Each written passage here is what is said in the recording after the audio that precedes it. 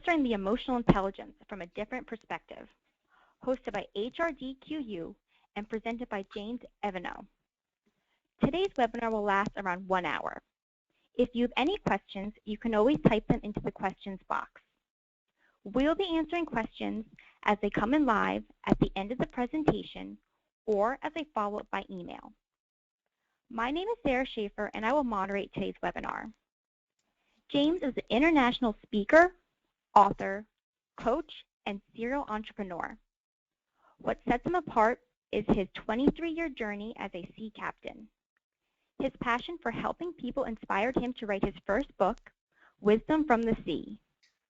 James has had diverse experience in the business world.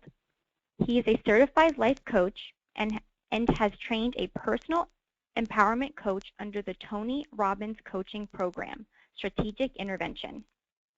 He has traveled throughout the United States and Canada, conducting training on EI and creative leadership in over 40 cities.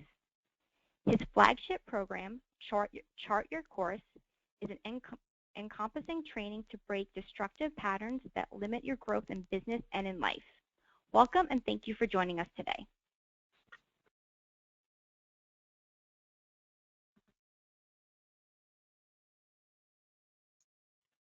Okay, thank you, Sarah. Can you hear me okay? I can, yes. Okay, perfect. Thank you so much. Right.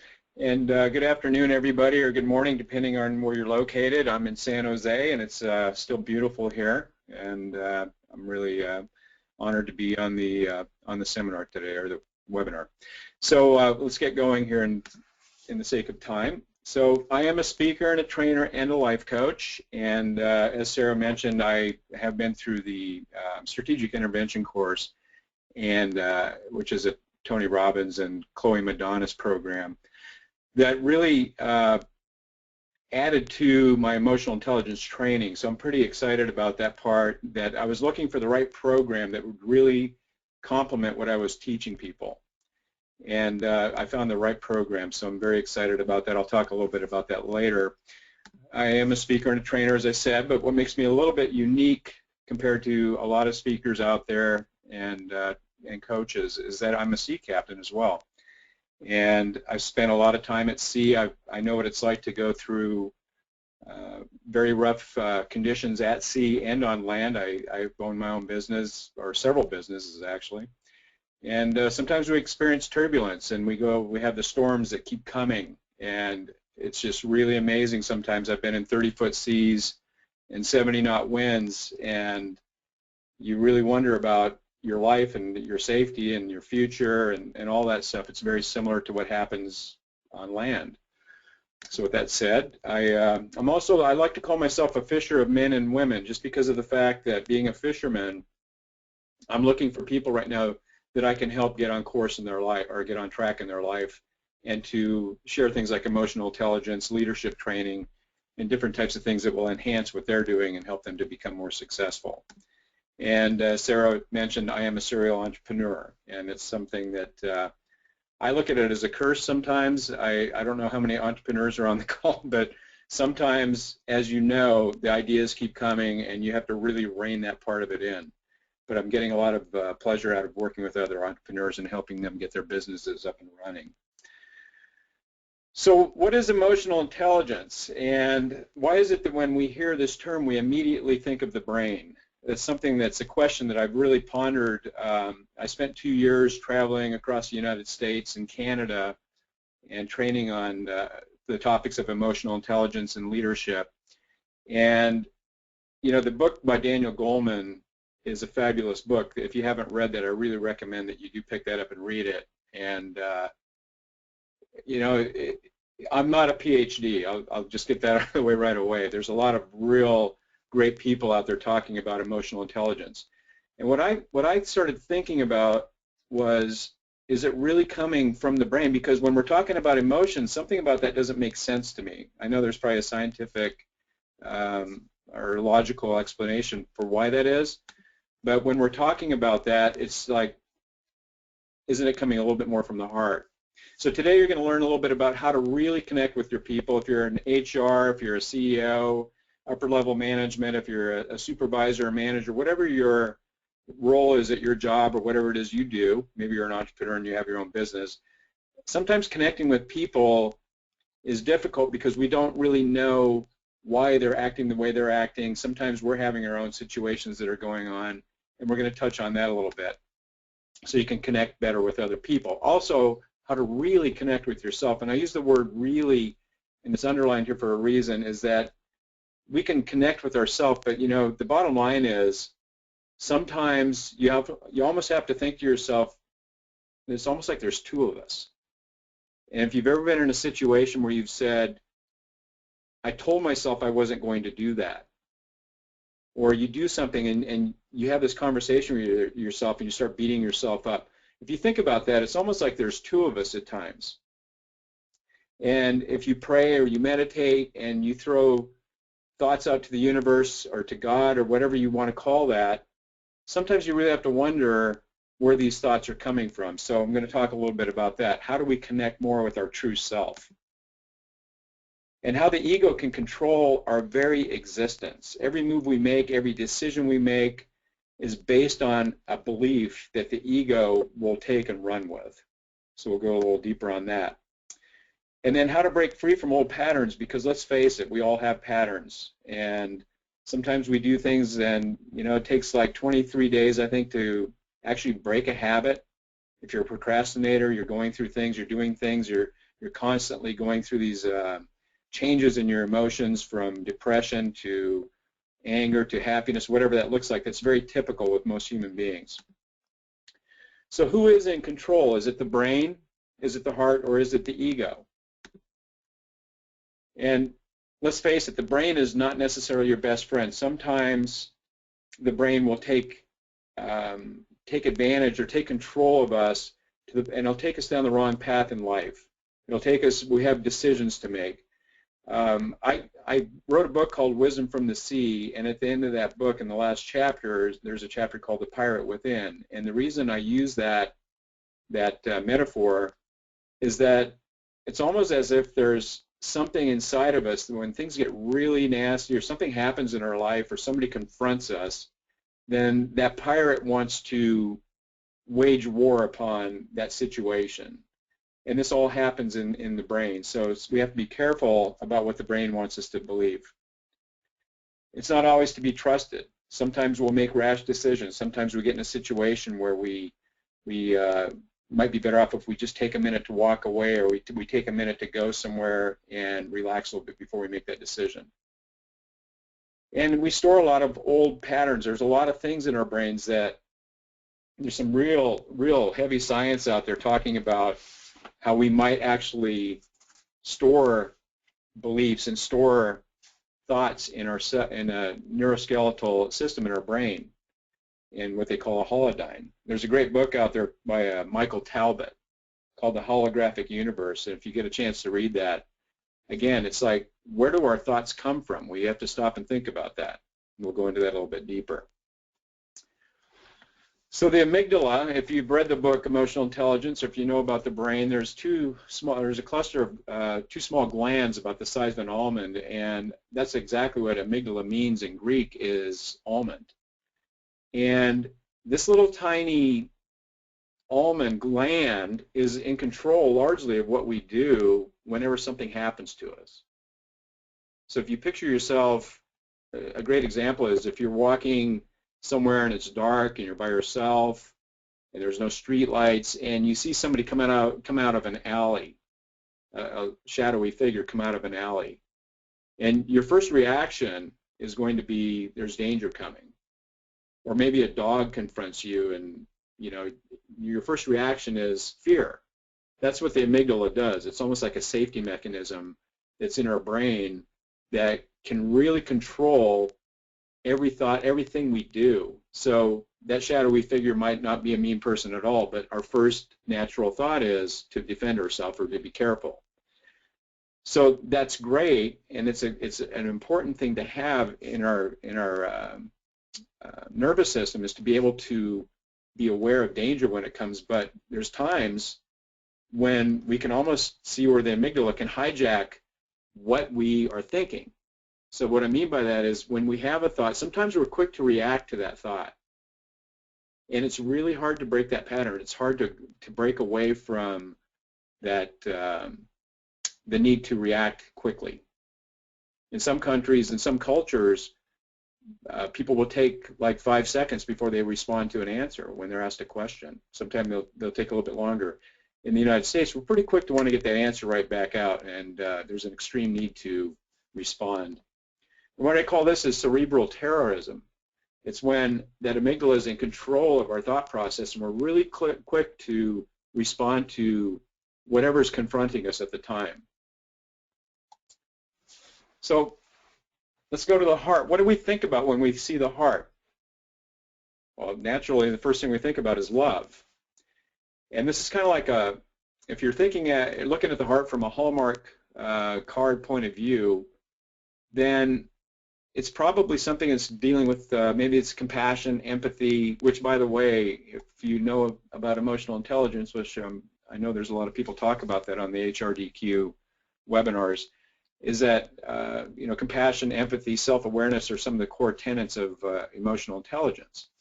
So when we're thinking about the heart and we're thinking about love and compassion and empathy, that's why I came up with heartfelt intelligence. I really felt that emotional intelligence is a great topic. I know it's being embraced in a lot of corporations right now. There's a lot of, I think it was the #1 topic again last year for trainings in corporate America. And it's making a huge difference in a lot of corporations and a lot of different cultures. And but that's why I came up with the idea about heartfelt intelligence, is that when we're coming from a place of the heart, when we're coming from compassion and empathy, we really want to help people, we really want to connect at that heartfelt level, I think that our mind is probably the last thing we want involved with that, in the sense that it's going to try to dominate what we're thinking. And so that's where the ego comes in. And I love this little gremlin figure. For those of you who have seen the movie The Gremlins, that's my idea of what the ego looks like. It's like this little creature that wants to manipulate everything that we do. And if you think about that, largely it's conditioned by the past. We're conditioned by the environment that we grow up in, the culture that we're in as we're growing up through life. In our upbringing, some of us had very great childhoods. Others had childhoods that were not that great. And a lot of people who are very great people these days went through a tough childhood, and they came out smelling like a rose. They came out very powerful and very educated. I think Ben Carson is a great example of that. Somebody who grew up in Detroit, going through some very hard times, and now he's running for president. He's a neurosurgeon. So obviously, it depends on the individual dealing with their environment that they grow up in, and are they going to succeed through that. But usually the ego really starts kicking in when we start that point. We get to that point in our life where we start putting vowels together, we start understanding words, and we can start to realize that we have ownership in things. We have, for instance, a little picture of a little boy that has his first ball or his first tricycle. And when somebody takes that, what is the first word that's going to come out of his mouth? And if you want to go ahead and type that into your chat box right now, what is the first word that we have when we identify with things that are ours? Okay, and I see mine. The word is mine, exactly. Thank you for putting that in there, whoever did that. The word is mine, and then the next thing we hear is no. So we go through our life, and this ego is based on these different identity or different identifications with things in our life. And then the worst part is when we're growing up, we're constantly being told that we can't do certain things, that we can't succeed in life. Maybe we're too short, we're not fast enough, we're not smart enough, and we get that brutal abuse growing up through life. So there is a way out of this type of mindset, though, where the ego is dominating it, and we need to look to the heart. And it starts with our beliefs. So again, when we're talking about our beliefs, when we are born, when we come into life, and we're constantly being told throughout our life, maybe it's by our coaches, our teachers, our pastors, maybe it's a friend, a cousin, your parents. Different people are putting beliefs on us. But it usually starts when we're going through our life. We a lot of self-talk when we're talking about how we should do things. Can I get that promotion? Can I get that? Can I start this business? Can I make it doing certain things in life? Sometimes we'll beat ourselves down. We'll have the belief in our mind that we can't do that. And then, like I said, when we have others in our life, they're constantly bombarding us with thoughts. And I want to point one thing out here too, is that I always make a point to get the elephant out of the room on this, is that when I'm talking about beliefs in this sense, I'm talking about limiting beliefs. I'm not talking about religions or traditions or anything that we have that are good in our life that we cherish. I'm talking about the things that will hold us back in life, the possibly negative beliefs that are there. The media, right now, what's happening with cable, I see cable TV for the most part is starting to really decrease in numbers because people are starting to go towards different sources of information. The internet is huge for putting a lot of information into our minds. We all know what that's like. We can get online and get lost in Facebook. We can get lost in like a news channel that keeps has pop-up ads popping up. The media has an incredible way to persuade our minds. And this has been going on for a long time. It's propaganda in a lot of ways. And a good example of that's Adolf Hitler in Nazi Germany, how he was able to convince people that they should do a certain thing because things would get better in their lives. And so when people are feeling enough pain, it's very easy for somebody that's charismatic and somebody that's powerful to be able to sway their opinions. And that happened in Jonestown with Jim Jones and the Guyana. There's some people that have that kind of a power. But I see that happening with the media, with TV channels, and obviously depending on what you want to see or what your politics are, you can choose whatever channel you want to make you feel good, to get that information and to have that feeling that you're on the right track and you're getting the right information.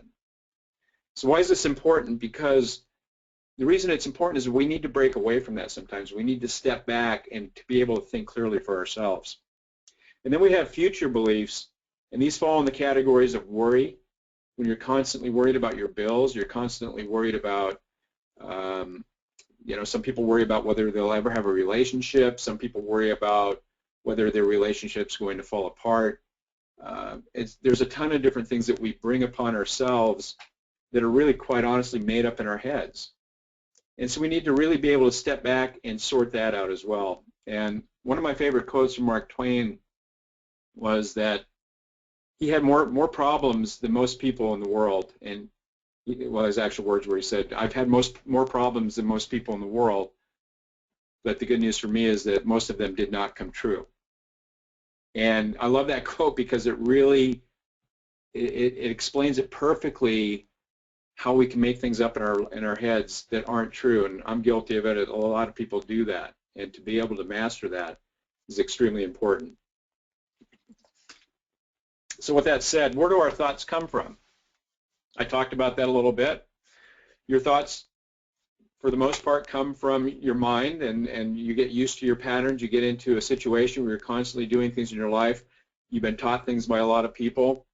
But if you open your mind up to the possibility that maybe these thoughts are coming from somewhere else, there's a very great possibility of that happening. If you're a religious person, you're spiritual, your thoughts come from where they come from. We have no control of that. But it's what happens when these thoughts come into our mind, how we interpret things, and the meaning that we give to the events in our life. So what will happen is it'll become a feeling, and then it'll become an emotion.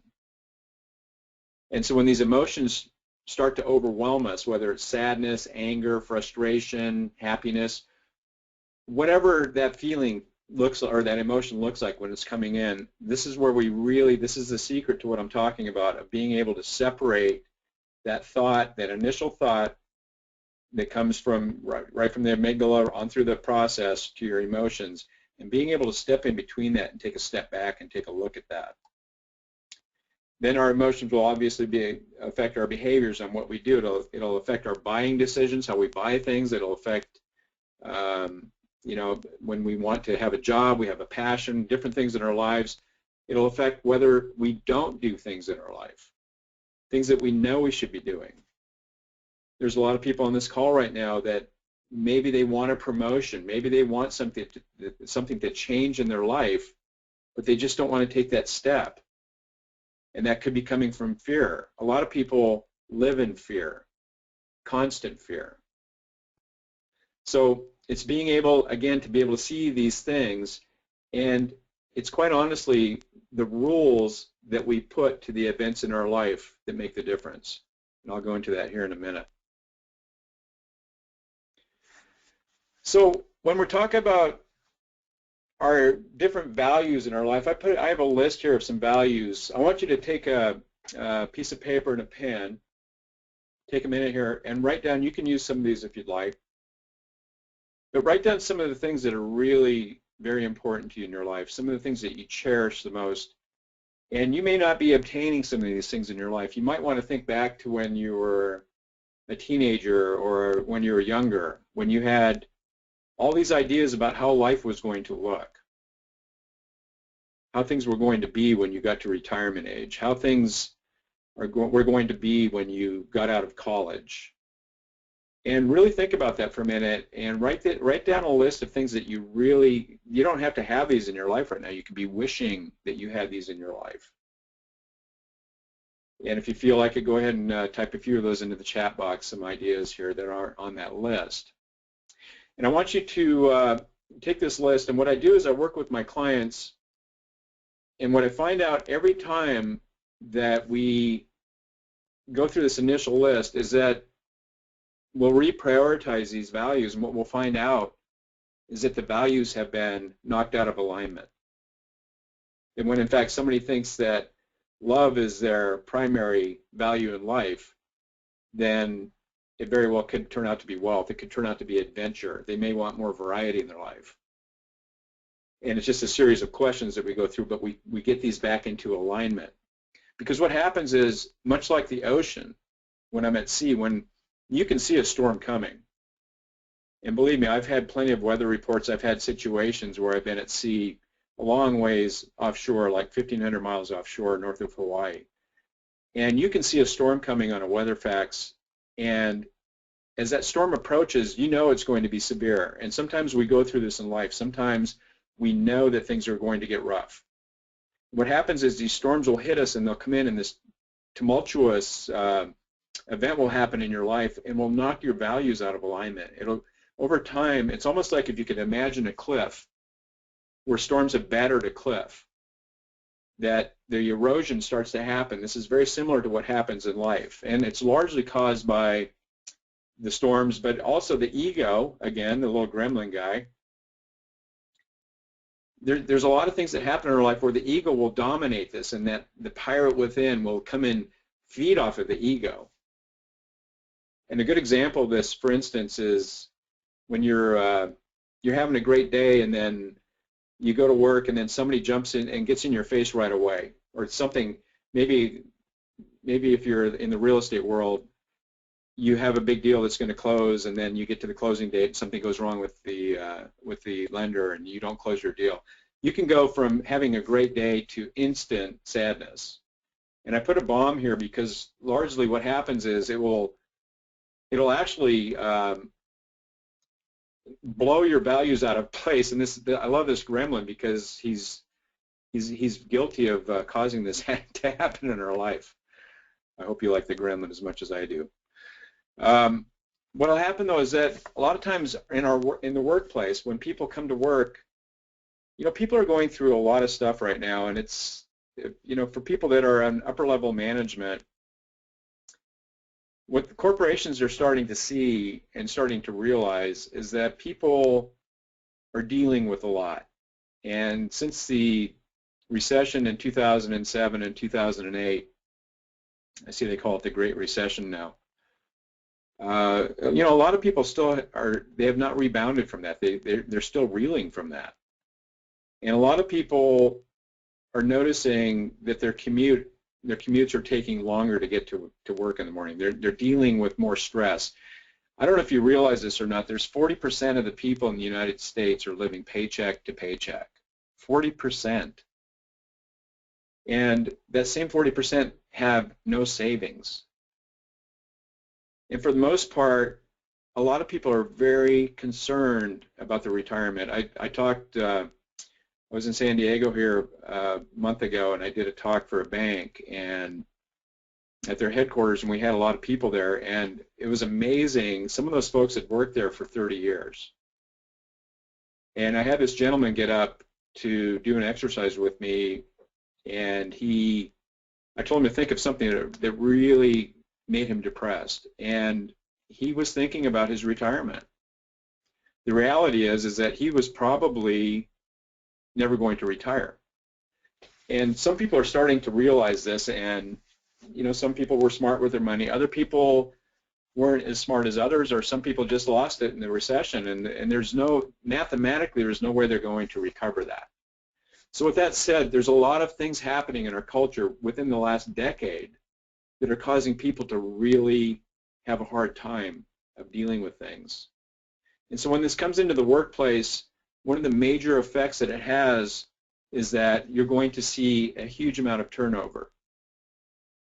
And what they're finding out is that the training of emotional intelligence training that's being embraced by major companies like Southwest Airlines, Mercedes-Benz, Toyota, Estee Lauder, just for a few examples, and I know there's a ton more, is they're seeing their turnover rate go down.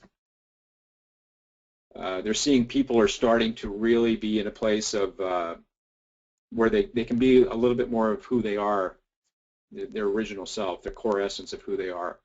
And they're letting them do that, and they're finding out that it's helping them with sales. It's helping them in a lot of different areas.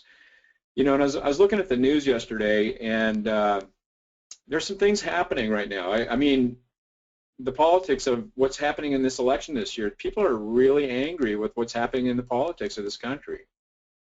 There's millions and billions of dollars being sent to other countries. There's things happening constantly, and I think people are really starting to take very close notice of that.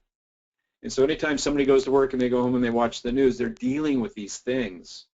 And it's usually it's depressing, and then they drive to work in the commute in the morning, they listen to the news, and there's more bad news. And so it's getting away from that and being able to clear your mind of that, but it's almost impossible to escape. I mean, they get you in the grocery stores when you walk through the checkout line. There's newspapers there. There's constantly some form of information coming some way for the most part. These headlines are just from the other day, if you can see the dates on there. Are we losing our values in the West? Are things starting to change? And that's in the New York Times. The stock market. What is fueling the stock market? Nobody really knows. I mean, it's amazing to watch. And if you're going to play the stock market, obviously you better have a pretty good seatbelt because of the roller coaster ride that is happening there. Last week, I know we saw some swings of 600 points. Day after day, it's back and forth. So it's very intense. And this affects the 401ks. It affects the IRAs and the different investments that people have in their retirement accounts. So I'm sure that again is something that really is putting a lot of concern in people's minds. And then, could the interest rates trigger a global debt crisis? I mean, there's just a ton of things going on right now in the world economy. And I saw Hewlett Packard. This is right at home here. Is that in San Jose? Is that Hewlett Packard is laying off 30,000 people, and they're restructuring their entire workforce because they need to. They have to prepare for what's coming down the pipe with competition. So with that said, there's a lot of things to be worried about, and you should worry. People should worry. They should be concerned about their retirement. They should be concerned about their families and what they're going to do to make a difference in their futures. But to dwell on that and to be in a place of constant worry is not good. It's not good for their health. It's not good for anything. So is there a way out of it? And I want to talk to you about the Crazy 8 pattern. And this is something that came from my certification program with the Robbins Madonis company, is that the Crazy 8 pattern, if you think about, Tony Robbins talks about this, and when you get stuck in it looks like an infinity symbol, but he calls it a Crazy 8. And when you're in a place where you're having a bad day, and this is what I'm teaching people, is that when I go into corporations and I talk to folks, is that you can break out of these situations because you're going to have emotions. It's impossible not to have an emotion. It's just the way it is. You can be you know, a Zen master sitting on top of a mountain somewhere, you're still going to have emotions. You can never get rid of that. So if you're having a bad day and something's happened that's really causing you some friction in your life, and for instance, you're driving to work in the morning and you have some bad news, how long does it take you to go from being sad and depressed when somebody cuts you off?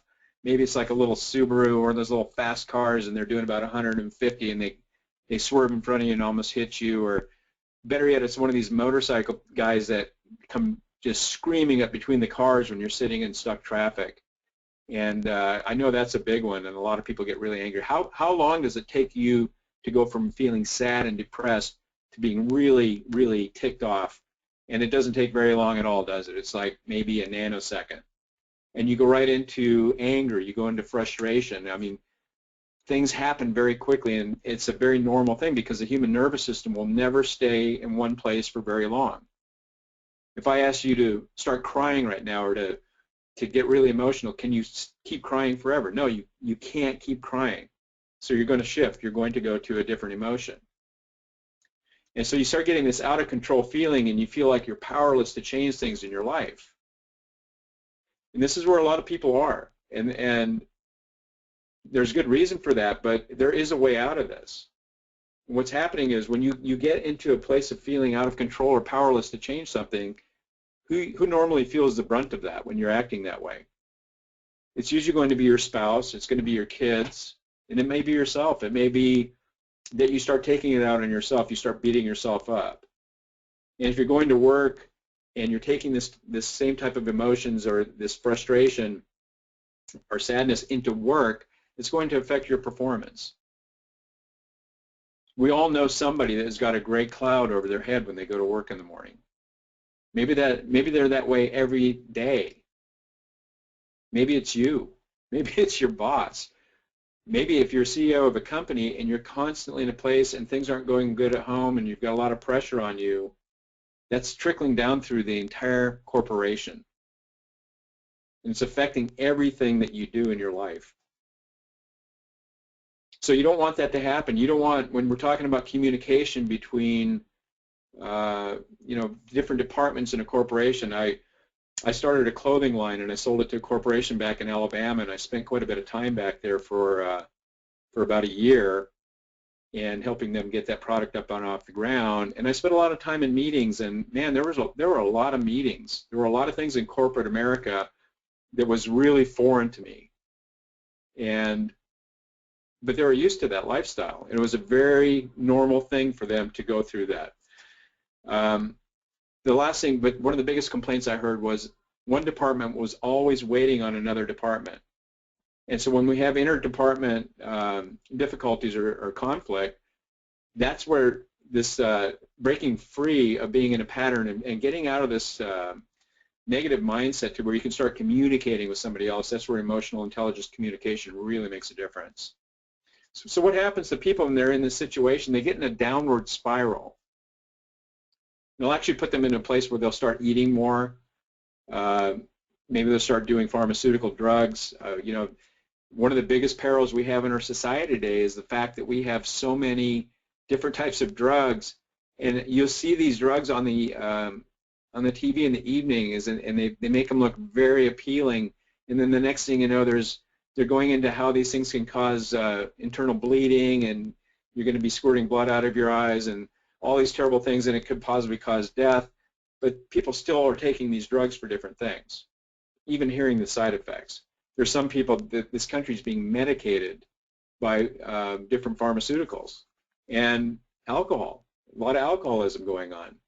You'll see it in the form of gambling. And one of the biggest things is that it takes such a toll on the relationship.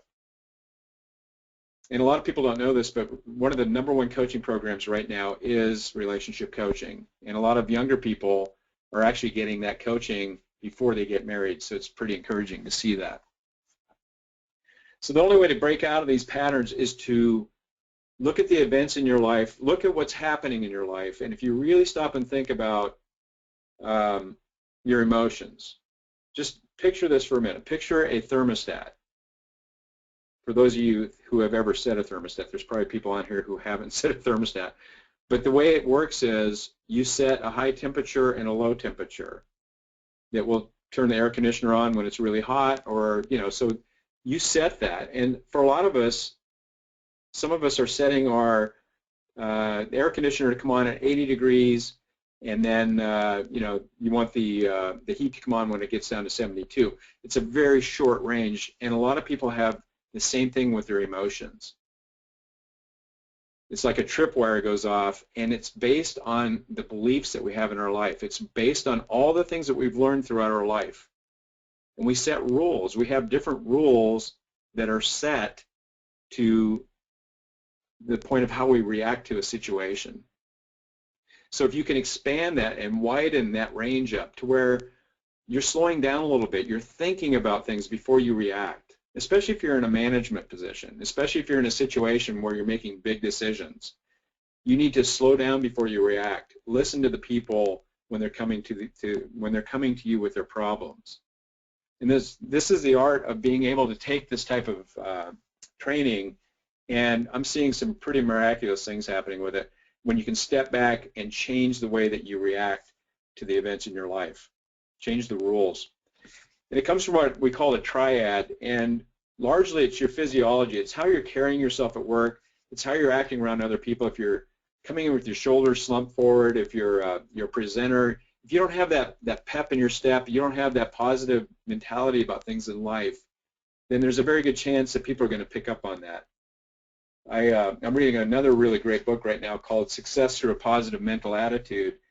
And this book was actually written the year that I was born, 1959, kind of dating myself here, but by Napoleon Hill and W. Clement Stone. And they talk about having a positive mental attitude, a PMA as they call it, as opposed to having a negative mental attitude. And you have to have that positive mental attitude all the time, but it really depends on what you focus on.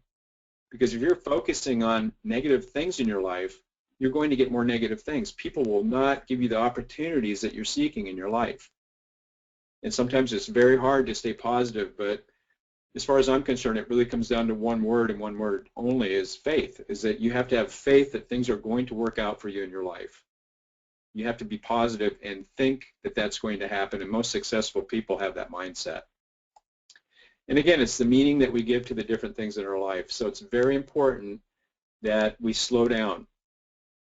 My company is called Pace Yourself Empowerment Systems, and the reason I named that company that name is that I'm working with entrepreneurs, I'm working with executives, I'm working with people, and the idea is to slow down yourself. Again, it's like when I said earlier on, talking about the I and the self, it's almost like as if there's two of us. So if we can have the presence of mind to step back and slow ourselves down and take a good look at what rules we're applying to the events that are happening in our life, this is where things will start to change.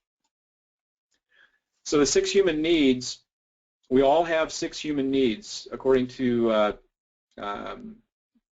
human needs psychology, and there's certainty, uncertainty, significance, love and connection, growth and contribution. And growth and contribution are more optional for more people. This is coming more from a place of a spiritual mindset. In other words, if you want to grow, it's a choice. A lot of people don't care about that. If you want to be in a place of contribution, it takes a little extra effort to do that. And it's something that a lot of us need to work on, me included. I mean, the more we can do to help people, the better off the world's going to be. I think you can all agree with that. But the other 4, they're going to be met one way or another. And like I was saying, love and connection right now is one of the biggest topics in this country. Is there, again, going back to the recession, there were a lot of people that were divorced as a result of what happened during that time. And the divorce rates have continued to spike since then. And there's a lot of people now that are looking for that love and connection. There's a lot of people that are looking for that partner, or they're looking to belong to something. Meetup groups right now are through the roof because of the fact they've created a software app that allows people to be able to connect with other people. And I know people that are actually have like 30 meetup groups going at once. But when we go back to the top of the list, certainty and significance are two of the things that are going to be met either way. And a lot of people want certainty. They want that ability to know they're going to have that job tomorrow. They want to be able to know that they're going to have a retirement. And significance, a lot of people want to have meaning in their life. A lot of people are looking at their lives and they're starting to look at their whole cards and they're saying, this isn't what I thought I was going to end up with at this point in my life. They're starting to see that maybe they want to do a little bit more. Maybe they want that promotion now. Maybe they realize they need to make a little bit extra money because they're going to have to work longer. Maybe it's a matter of having a job that you really enjoy doing. Things have changed. Things are constantly changing. I saw something else the other day that blew me away. They're saying that robots in 20 years from now could replace 35% of sales jobs. It's not funny, but when you think about that, robots are going to be selling things, it makes you wonder.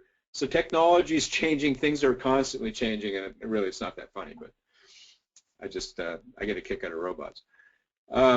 But you know, a lot of people are looking at variety too, so that's something that if you look at that, and variety may come up in the point of just wanting more adventure in your life. I know a lot of people are doing a lot of traveling. A lot of younger people are doing a lot of traveling. And so these needs are going to be met one way or another, but it doesn't necessarily mean that they're always going to be positive.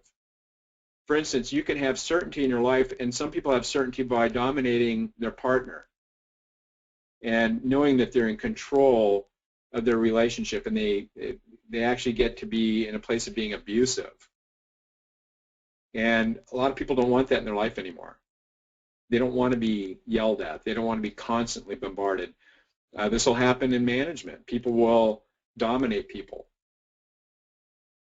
And so it's something to really take notice of. Significance might come in the form of a young person joining a gang so that they can have significance. It could be that they join ISIS, for God's sake. I mean, there's just significance can come up. These needs are going to be met in one way or another. It's just human nature. So what human needs are affecting our society right now? It's a great question, and I think we can all agree that certainty is probably one of the main ones. I think retirement, Social Security, a lot of things are happening. It's putting a lot of worry in people's hearts. People want to make sure that they've got a good job that they can enjoy for a long time.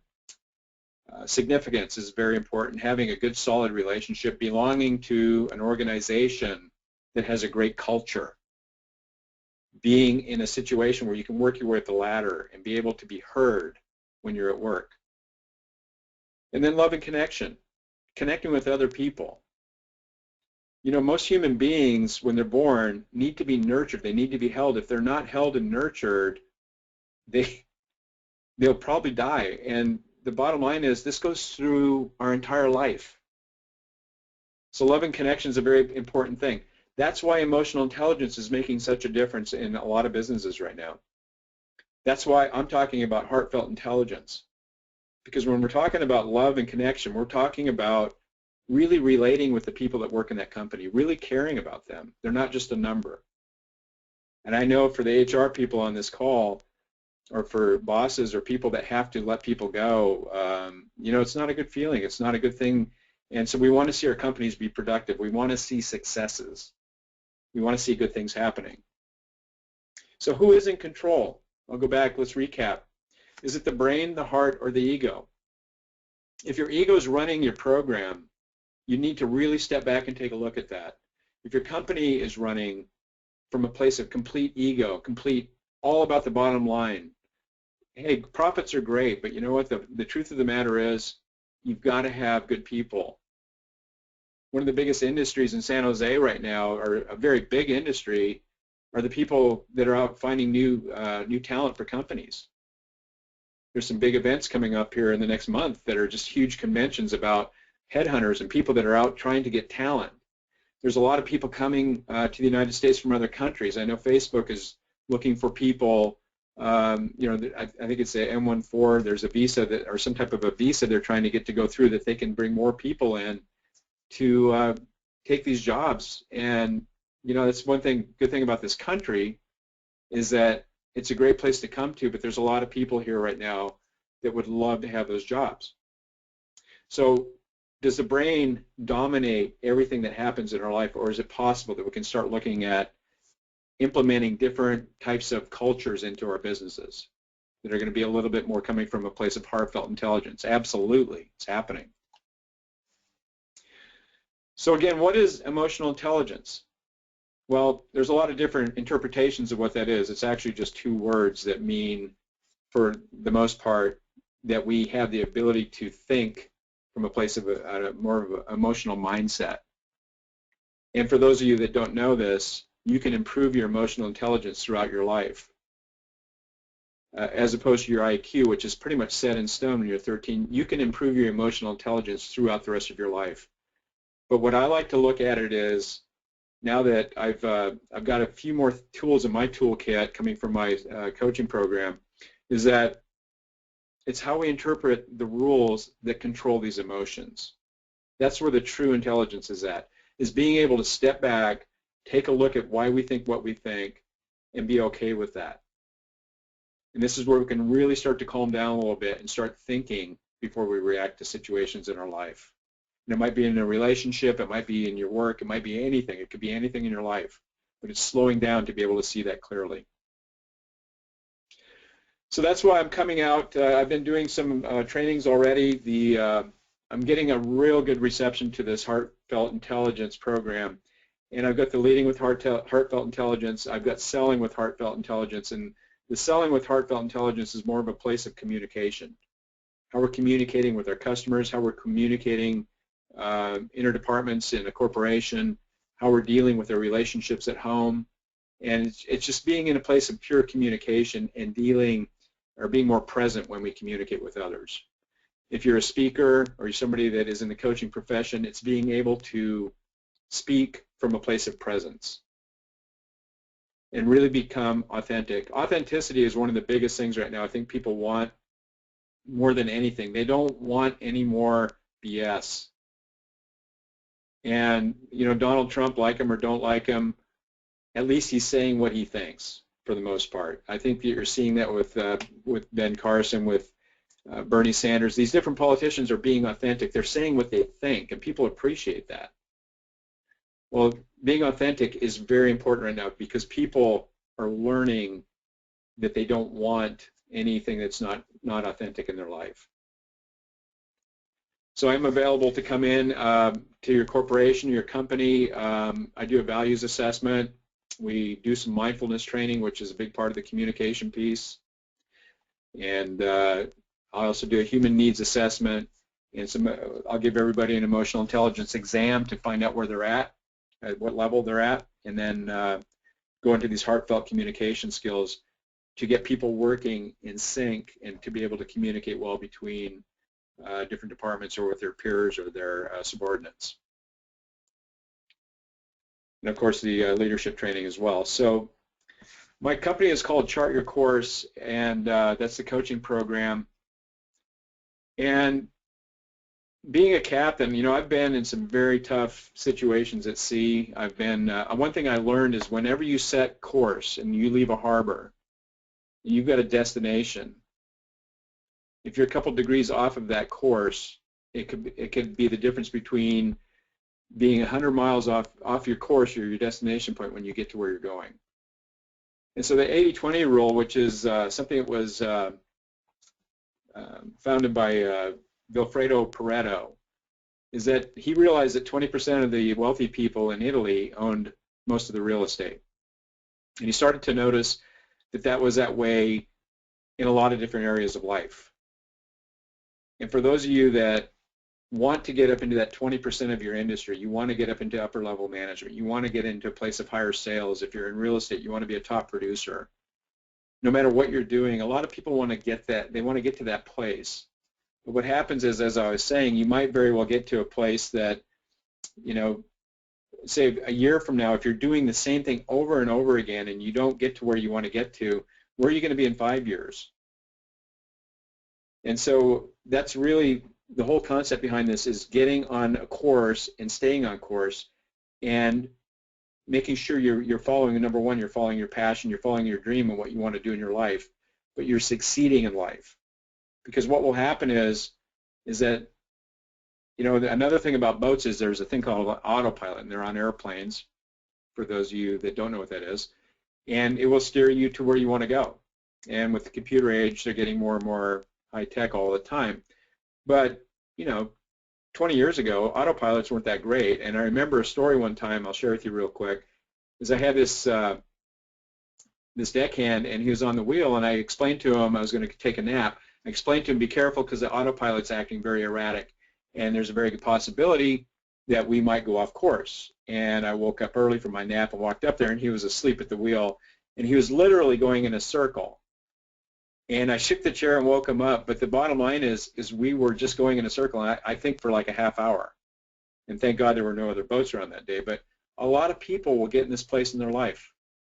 They get to that halfway point where they're on their course or on their track in their life, but then they'll get into a situation where they're just basically going in circles. And so when we throw in the crazy patterns on top of that and the confusion of life and the different things that we're feeling, it's really important to be able to look at that and say to yourself, am I living a life of just old patterns? Is that really what you want in your life forever? So again, what my coaching program is all about is helping people get on course, and it's developing clarity. And we do that with the assessments, and we find out where you're at, you know, what's your level, where are you lacking in your human needs right now? Do you have too much variety? Do you have enough love and connection? We get to the point of finding out where you're at. We find out where your values are at. Are you out of alignment with your values?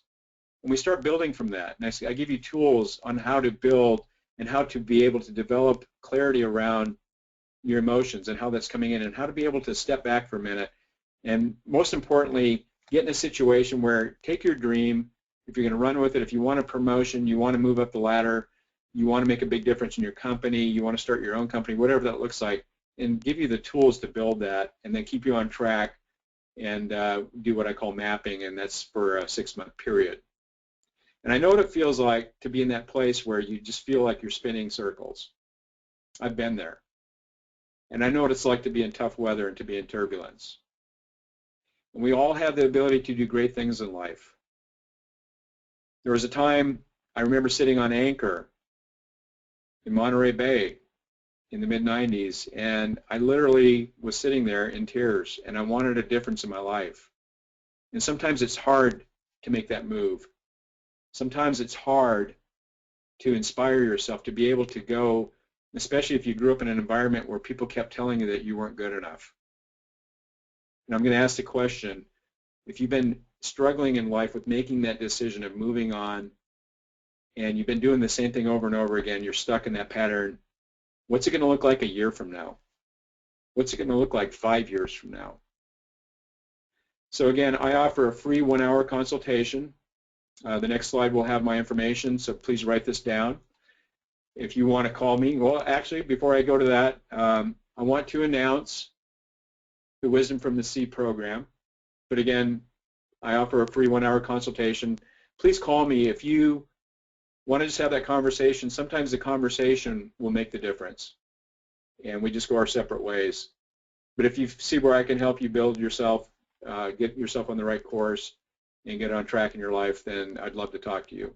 If you know anybody that you feel is going through some type of a situation where they might be able to help, or I might be able to help them, please give them my number. But this is important. The Wisdom from the Sea seminar, November 13th and 14th. If you want to come and hang out for a couple days, I'm going to go through a lot of these principles I just talked about. It's a great way to look at how to start your year in 2016 on the right foot. Get your values back in alignment. Get back on track in your life. Get to where you want to get to. I do have a corporate rate as well. If you, we do honor, some type of corporate sponsorship type program. Talk to your HR people. Talk to somebody in your company if you'd like to come. We'd love to have you. And oh, by the way, on the second day, we're actually going to go on the ocean. That's right. We're taking 75 people out, and we're going to go out on the ocean for 3 hours on a very nice charter boat, and then we'll capsule or encompass that. At the end of the day, we're going to have a little champagne get together and go our separate ways on Saturday. So check it out, please. Give us a call if you're interested to get more information. Here's my contact information. And we are working on the website right now, so if you have any issues getting information, definitely give me a call. It's been great talking to you. I know Sarah's coming here. Sarah, maybe can we go back to that slide so they get a minute just to write that down? Yeah, sure. 1 second. Back to the phone numbers. Oh. Is it? I know. Don't you love it? I know. My PowerPoint just like randomly decided to close out. So of course, right? But at least well, let me give my phone number anyway, and that way they can call us. So the number is 866-985-4441.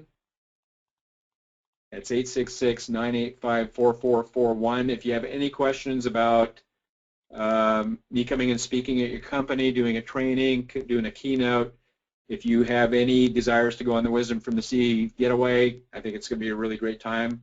And then there's the information again. So please check it out. And we've got some time for some questions here. And Sarah. All right, perfect. Thank you so much. That was awesome. Let's go ahead. Yes, we have about like 4 minutes for some of your questions. So attendees, go ahead and just send those into the chat box now. And while we wait for some of those questions to filter in, let me just share real quick on some ways how you can keep in touch with us. You can find HRDQ-U on our regular social media channels, and there you can hear all about our upcoming events. And then also, if you are interested in learning more about emotional intelligence, the last weekend of September, HRDQ-U will be hosting a 4-day webinar series. So you can go ahead and get more information on that and register at HRDQ-U.com.